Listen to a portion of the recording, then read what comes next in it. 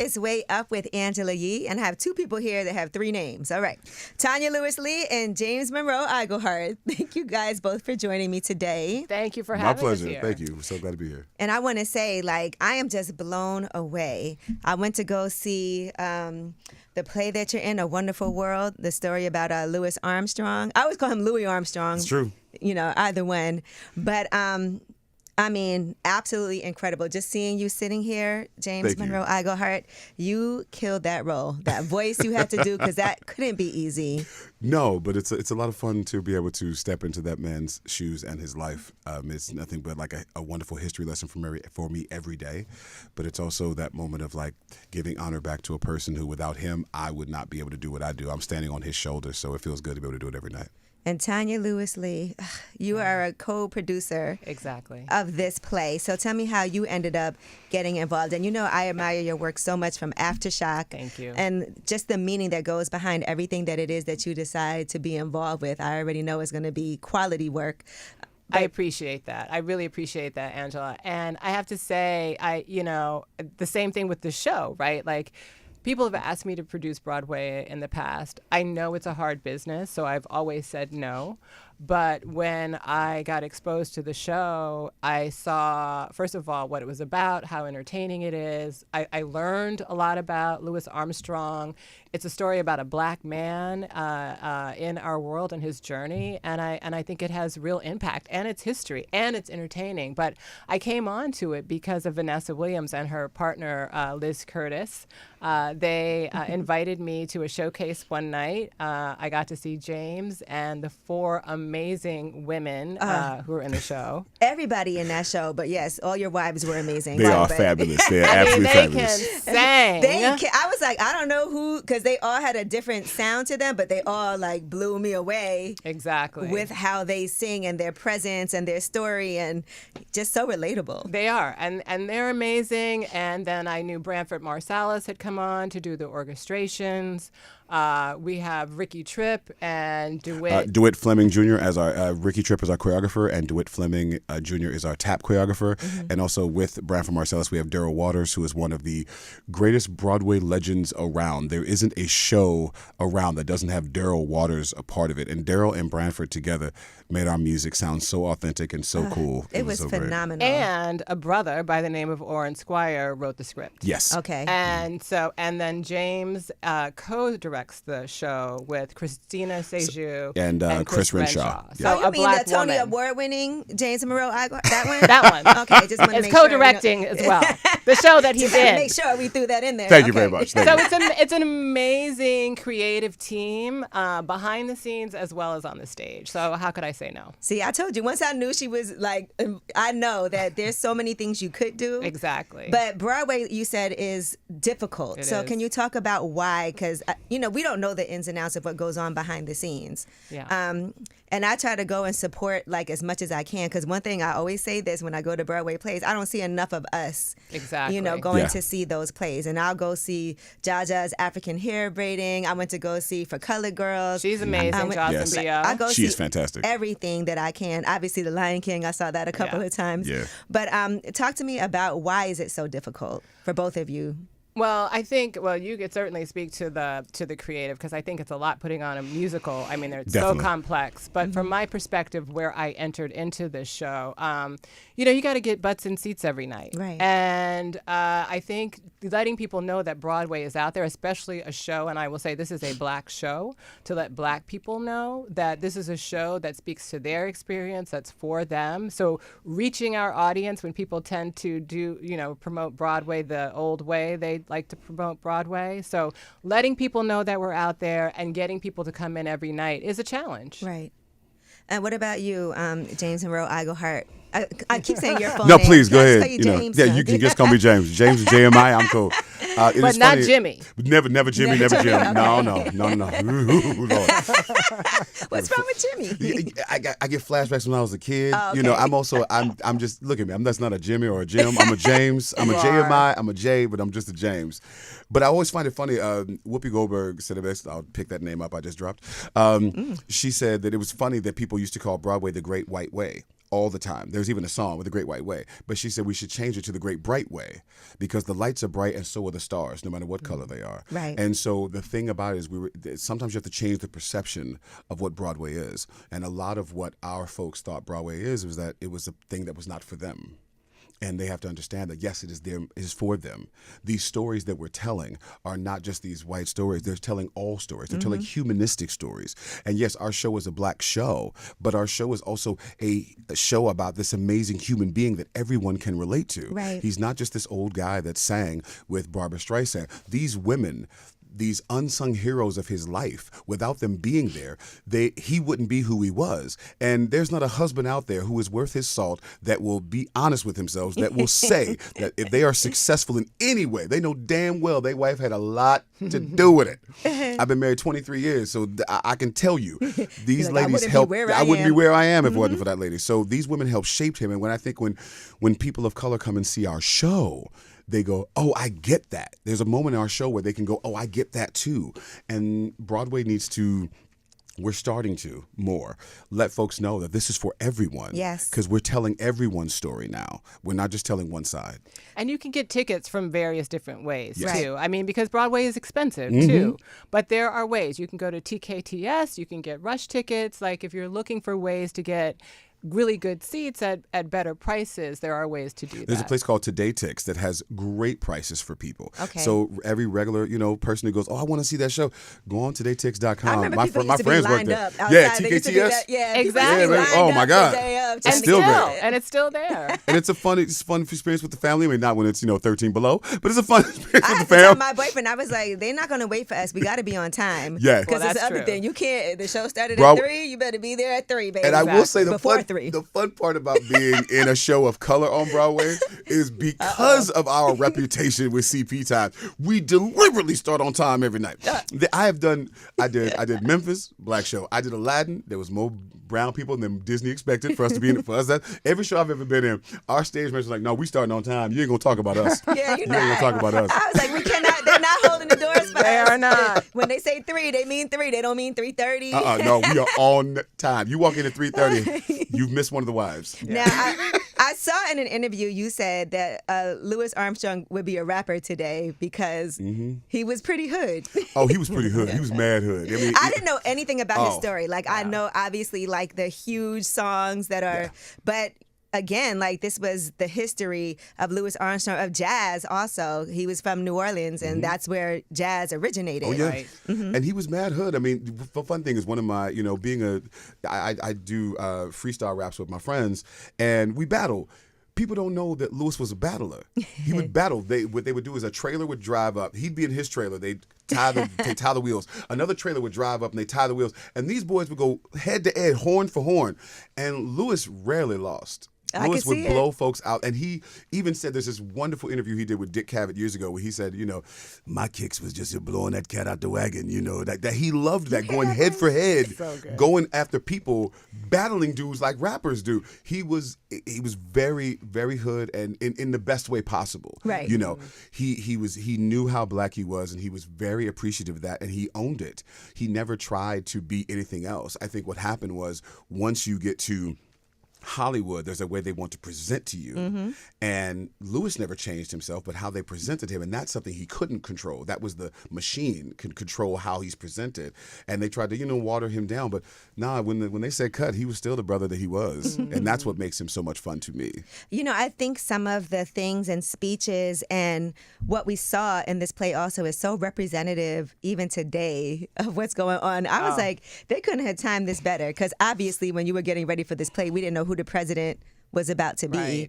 And seeing a lot of our rights getting rolled back, seeing a lot of things happening, seeing DEI initiatives being taken away, and knowing that we didn't come from a space where we were starting at an equal point and the way that it's presented, like we're not worthy or deserving of things, we're being handed things that we don't deserve. Like we don't have to work 1,000 times harder to be in certain positions. And watching this, it made me emotional. It felt like, and I know you're acting, but it did feel like there's times that you get very emotional even when you're on that stage. I was like, is he No, for for real? real. There is not a moment. The two moments that get me are the political moment Right. of the Little Rock Nine and also A Wonderful World. It gets me every time. And the reason why the political moment gets me was it's always gotten me just because to know that, I used to say, well, to know that my family went through that, to know that we're going through that now. Right. You know what I mean? It's crazy. This show was written in, I think, around 2017, and then started being presented in 2019 all the way up to now.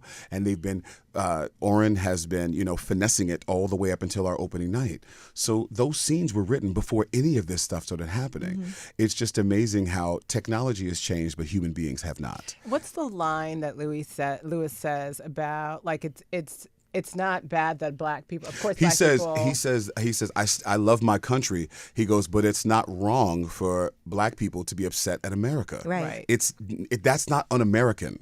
To be upset with your country does not mean you're un-American. It actually means you're more American because you care about what happens in your country and you wanted to make sure that everybody is taken care of. That's what you care about. And he felt that way. And that line's in there to let people know, look, just because I'm mad, someone says to him, you're being unpatriotic. It's not unpatriotic to be upset at your country. It's more unpatriotic to not care and be blasé about it. Right. You've got to say something. Right. If you cared, you're going to be emotional about it and do something about it. I hate when people are like, well, move then, leave the country then. Like, why should I leave? And by the way, I'm as American as they get. Where am I going? They act like we're not from here. Like we ain't been born here. Then, and that's a whole different subject. Exactly. But don't be mad at me because I live the dream of the American, because I live the American dream. Don't be upset. But that's what's so great about the show, yes. right? Like, because we're having this conversation. I was saying to someone earlier that, I brought Spike and my kids to the show, and Spike was really surprised. He's like, I didn't know Louis Armstrong spoke out against President Eisenhower. I didn't know that he stood up. And lost a lot of work because of it. There's a fun moment that we couldn't put in the show just because it actually named people. But when Louis spoke out, there was you guys remember when Laura Ingraham told LeBron James to shut up and dribble? Okay. Well, when he spoke out about the Little Rock Nine, there was a newscast, a press release, and you could find it where he says, Louis Armstrong should really just shut up and play. Wow. Now, that was during the Eisenhower era. Wow. And it's almost the exact same thing said about Louis for speaking out that they said about LeBron only a couple years ago. So the press is still doing that. This happened to Louis. He was blacklisted because he spoke out and said, we need to be upset. And I know I'm not going to go to Russia and represent our country unless they do something about this, going on down there in Little Rock. Mm-hmm. And once that happened, it was it. Yeah. I mean, it was just so many things that of course, and like you said, I didn't know Louis Armstrong's story before watching this. So I was excited about that because I love to see the real stories of what happened because I already knew it was going to be a hoot. Just even seeing it starts off with him letting you know he had 4 wives. He did it 4 times. Mm-hmm. And so I was like, all right, this already about to be a soap opera a little bit. Just seeing the different women. And what was interesting that each woman brought something different to him and to his life to get to.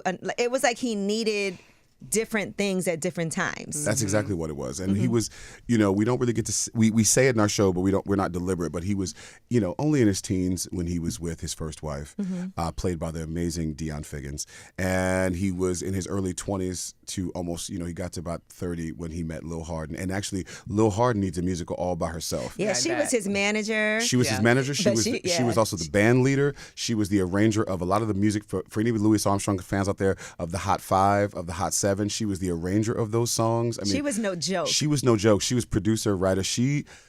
If she had been a man, she'd be up there with Fats Waller and Jelly Roll Morton and the rest of those jazz greats. But she knew what her limitations were as a woman, that she wasn't ever going to get those accolades. So she was going hard for her man to get them. And she pushed him out there.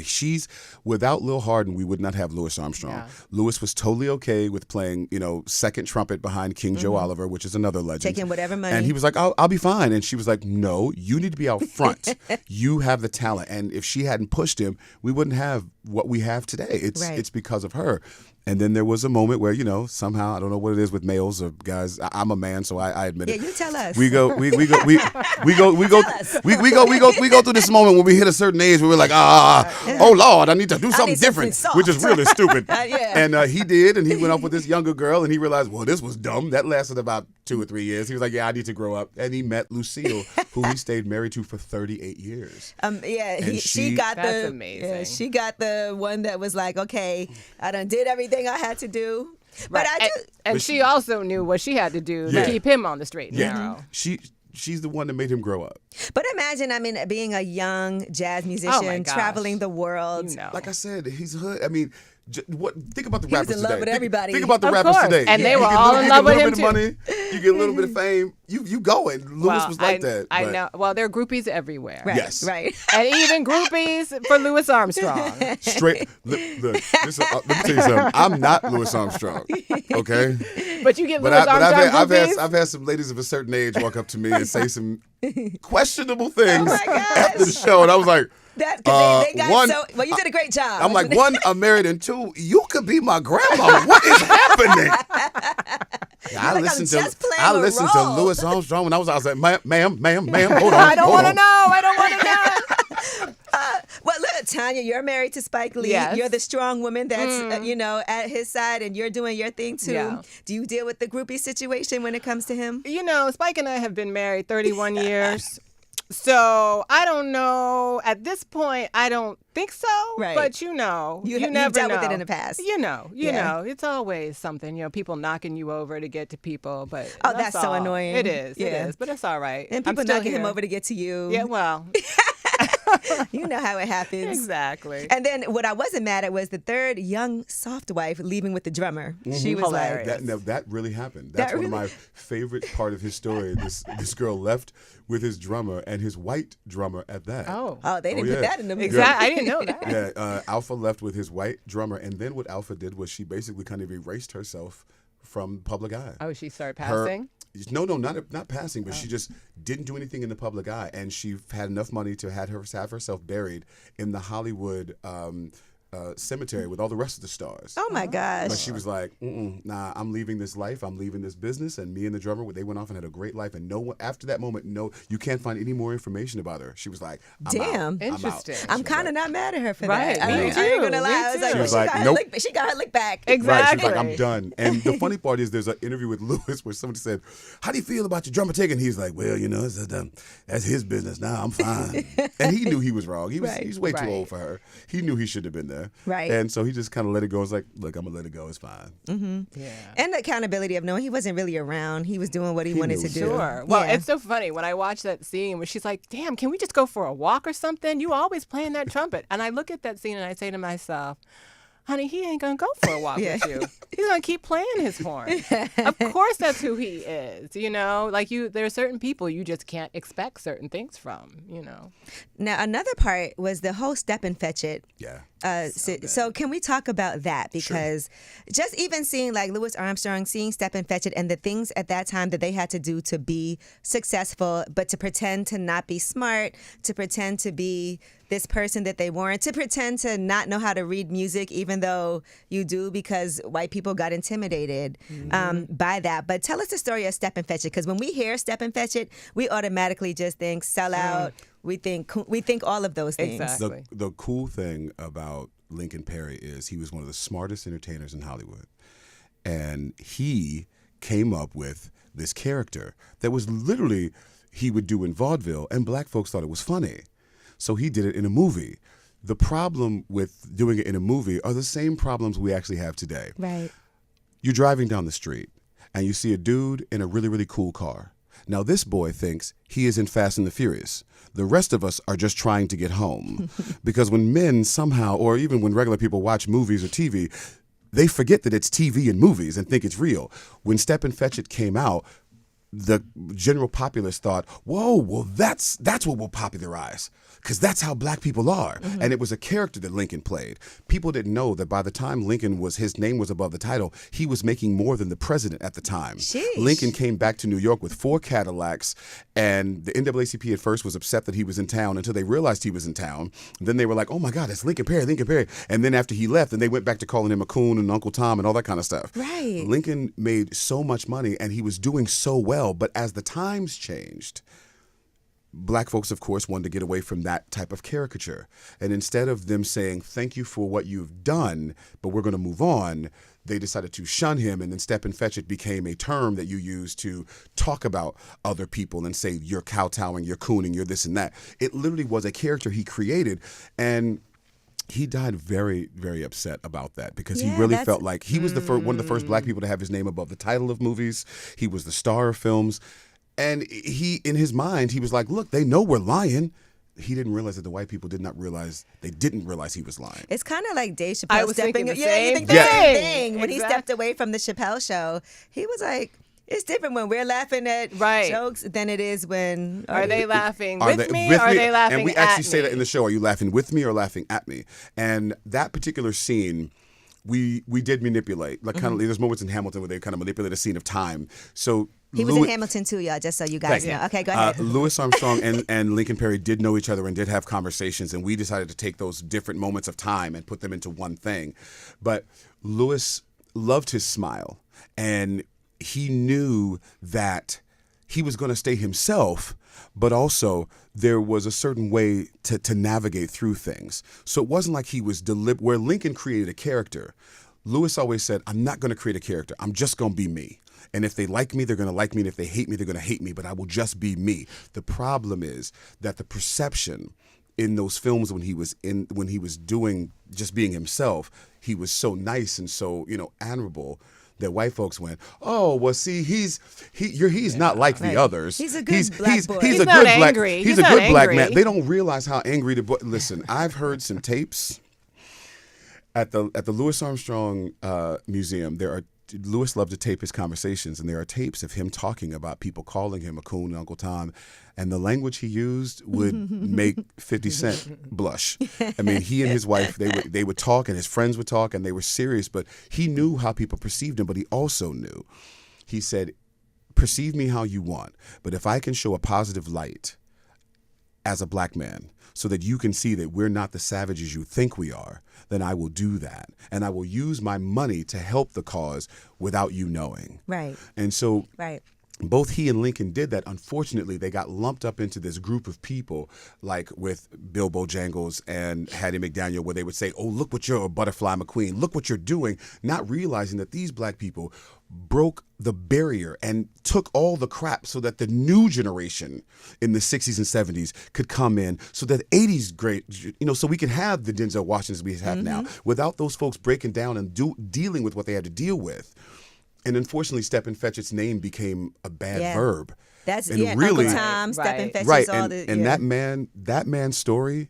That's the other one I want to do. Okay. Not me playing Lincoln it, but Perry. Lincoln. I just want to say you said that about this role too. Yes, but Lincoln. You said you didn't want to play the role. No, Right. Lincoln Perry is the one. Now let's have a moment of honesty here. Sure. James Monroe Iglehart. Yes. I saw that you said originally you weren't even thinking about playing the role of Louis Armstrong. You just wanted to produce it. Be a part of it. Be a part of it. Very true. Now, when did that change for you? Having a moment of honesty. Okay, the show is open. I can be a little more honest. I was watching Ken Burns Jazz and saw Louis Armstrong and thought that'd be a great role to play. But unfortunately, someone was already playing the role. Okay. And that was a person I knew. And I'm not going to take a job from a brother. Okay. So I was like, look, anything I can do to make the show as good as it can be, how can I help? And then when the show closed, they talked about recasting. And that's when I said, let me show you what I can do. And they were like, oh, snap. And I was like, yeah, this is what I do. And that's how it came about. Because that iconic voice, how were you able to master that?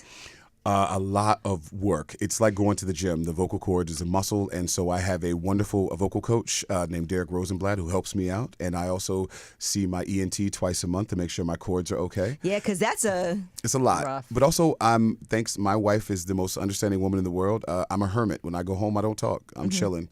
I just relax, and if I'm either getting like ready for the show, I was going to say the same thing. oh yeah. She knows. She's like, I walk in and she's like, should you be talking? I'm like, I have something to say. What should you? Can you write it down? Text me. Why were we so excited Except about both of that? us, right? Like, can we get my man to play? Right. To train or To something? not speak, not talk. No, but also I made the joke before, but she'll look at me sometimes. She'll go, listen, honey, you need to be quiet because you have a job to do. Because if I talk too much, to mess me up. But when I said I was going to do the role, we had a deep conversation about how my life and how our life was going to be. So even the kids are like, Pop, should you be talking? I'm like, you're right. I should be. You're right about that. I'd be quiet. Now, look, I want to ask you this. Tonya Lewis-Lee, when you were watching this, his last wife, his fourth wife, right? She dealt with a lot from him. Yes. And I have to say, in the audience, I was watching like, girl, like, you know how we are. Like, Sure. he done went on the road, had a baby by somebody else. Right. But she took him back Right. and forgave him and was like, you're not going on the road without me. Because when I was first watching it, and I respect it now because it did work out. It could have went either way. Right. But, for us sitting there, we're like, girl. Really? But it's so interesting to me because I think she saw what could be. And by the way, I love that scene where he comes and he's like, they're like, okay, we're going you to go back out on the road. And Lewis is like, no, I don't want to go because me. He knows himself. And she's like, oh, honey, please. There is no way I'm letting you go by yourself anymore. And like she is there for him. And I think they really built something. I'm watching this show on Netflix called Asura. It's a Japanese show, and it is about sort of how infidelity infiltrates relationships and how women and families deal with it in a kind of humorous way. And I think just because someone is unfaithful doesn't mean a relationship has to end. Right. It's really about figuring out what's working between you two and how you work through it and what's the commitment that you make to each other and how do you move forward from that, And it seemed obviously they stayed married for 38 years until he died. So and it was a worked different out. day and age back then too. Exactly. Yeah, I feel like things we seen Ease Bayou, and even before that, we know it ain't like we had social media, right? Because let me tell you, Louis Armstrong today would be sliding in them DMs. Oh, like you wouldn't believe. Yeah. I don't know if that 38 years would have lasted. Well, I always laugh because I say he's a jazz musician, and jazz musicians have that reputation, and like I said, we see Mo Better Blues. Right. Oh, so true. But what I love about Lewis was that he was very honest about his life, and we had this ongoing message with the show was that we said jazz is about the choices you make in between the notes, and so that's kind of how he lived his life. He's like, are you okay with the choices that you made? And if you're okay with those choices, then you've had a wonderful world. Okay. And he knew that he made a lot of mistakes. And whenever it came to Lucille, he owned up to them. Yeah. He knew that she was the one. He knew that the two women that he really, really messed up were Lil Hardin. And they became, the fun part that we couldn't put in the show is Lil Hardin and Lewis stayed friends. Mm-hmm. And Lil Hardin played at his funeral. Oh, wow. But she got the last laugh. She died at his funeral. What? Lil Hardin had a heart attack at his funeral. So it's his funeral, but the story was about him. So she upstaged him. And that's what I always thought was funny about them. But Lucille. It's like proposing at a wedding. Right. Lucille was there for him, and he knew that the one woman who had his back, and every interview you see from the time he gets older, he always says, my parents. I was talking to my parents this weekend, and they were talking about, oh yeah, I remember whenever he would always blow kisses at Lucille. He was always talking about Lucille. They remembered that. There's a song where he does. There's the version of there's a song we have in our show, and I've lost it because I'm losing my mind constantly. But he in this recording the recording of the song, he mentions Lucille. He always made sure he talked about her because she could have left.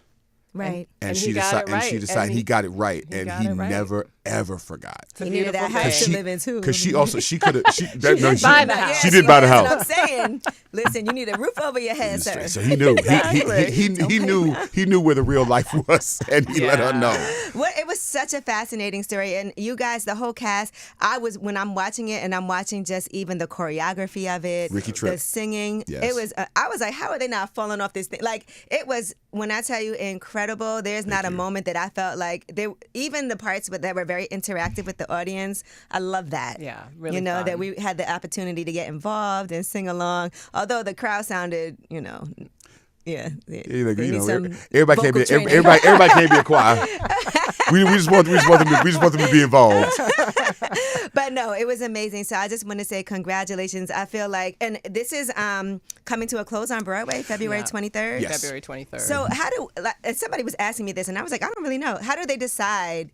Because I know sometimes plays, they see if they extend it. Some of them ended up being on Broadway forever, are still there. But some how do they close decide after it? 2 weeks. Yeah, Yes, I true. saw a couple of those. Yeah. Well, I think, it's a few things. I mean, again, like I said earlier, you got to get butts in the seats. Otherwise, you're losing It was money. packed when I was there. Yeah. Yeah. Well, I wish every night was like that. Unfortunately, it's taken us a little while to find our audience. And, with Broadway, there could be another show that's coming in and the theater behind us. And it's at Studio 54, which is iconic. Yes. Yeah. As well. That's another thing to come there. And also, Broadway goes through waves, and this is an interesting character, and that's another issue with it. Like we said, most people know when they think of Louis Armstrong, they have one thought. They don't think of there's a whole life that you don't know. Right. And when people come to see it, they're like, "Oh my God, I had no idea." No idea. So with this was a risk. We took one, and I'm proud of the risk that we took. And the people that have seen it love it, and the people that are going to see it are going to love it. Yeah. And this will have a life afterwards. Agreed. But this is just one of those unfortunate Get business your butt moments. in those seats Get your before butts in those February seats and 23rd, come down. because Exactly. you never know what can happen. But you got to make sure you see it. It's so good. Like such a great date night situation. Yeah. A lot of my friends, their first time going to Broadway was because I took them, to a play, which I love. Because everybody that goes is like, I need to come out more and go see plays more. It really is such an experience. But this one is So really fun. special. Yeah. It's a Thank fun show. And I have heard people say, oh, it's not what I expected. It's Right. different from what I expected. Yeah, no, absolutely. I feel like movie. Well, that's we really wanted to let people know the truth. Like his story is really interesting. It's really fun, and you can get into it. So for those of you who love jazz, this is a show for you. For those of you who just really love the Real Housewives of whatever city, this is the show for you. For those of you who want a history lesson, this is the show for you. For those people who just want a great musical with great music, great dancing, and just great showmanship, this is the show for you. We have everything in our show, but we're also letting you know one of the heroes of American music. And without him and what he did, our music would not be what it is today. Man, just hearing What a Wonderful World after watching that whole play and that final, it just was like, whew, it just summed it all up. Yeah. Thank you very much. And so to your amazing. point, thinking about the world we're in now, too. Right, Yeah. right. Sitting in this moment, You'd be watching sitting there that like, show. dang, this happened then. This is happening again right now. And then I got to ask you, Tonya, because you're always working. I know you had your children's books, documentaries, things that are important to you, Monster, Aftershock. What else are you working on right now? Well, I'm in the woodshed right now. So I'm writing a couple of things and developing some projects. So stay tuned. 2025 is 2025 is the year of work. I'll let you know when I'm ready to let you know. And for you, James, what's next for you? I am working on a brand new musical called The Funkantine Rapture, written by a friend of mine named Lee Summers. Okay. And it's all about, it's this wonderful 1970s funk fable about a young man named George Preston who wants to learn to be a funk master. And it's really funny and really fun. And the music is awesome. And we're hoping people get down to it when they do it. And for you people out there who have little kids, if your children watch Disney Super Kitties, you'll probably hear my voice as Mr. Puppy Paws, or Disney's Kif, you'll hear my voice as Martin. And so, I'm usually around on somebody's children's show. All right. Well, thank you both so much. I really appreciate it. It's a Angela. pleasure. Thank you so much, Pleasure. Angela.